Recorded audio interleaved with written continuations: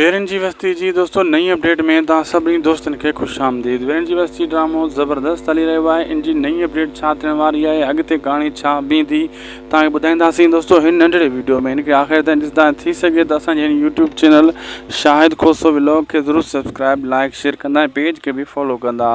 दोस्तों हाणे मां तव्हांखे पोएं किस्तनि में ॿुधायो, वरी ॿीहर ॿुधायां थो। शेरोज़ ख़ान खे शामिर ताना मेणा ॾेई कमु कराए नौकरनि वांगुरु इन खे मारींदो, इन खे ज़लीलो ख़्वार कंदो।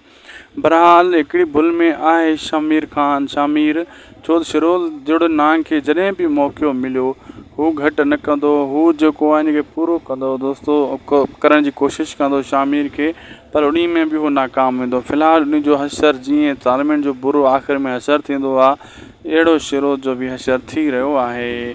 ऐं ड्रामो जीअं जीअं हाणे अॻिते वधी रहियो आहे, तीअं तीअं हाणे आख़िरी जी मरहल में बि वञी रहियो आहे। थी सघे थो तमामु जल्द ई फाइनल बि कयो वञे ड्रामे जो वाइंड अप। बहरहाल दोस्तों हाणे ड्रामो जंहिं पोज़ीशन ते पुॻो आहे, सुठी पोज़ीशन ते पुॻो आहे। ऐं अपडेट जे सुठी लॻी त महिरबानी करे असांजे हिन यूट्यूब चैनल शाहिद खोसो व्लॉग खे ज़रूरु सब्सक्राइब लाइक शेयर कंदा।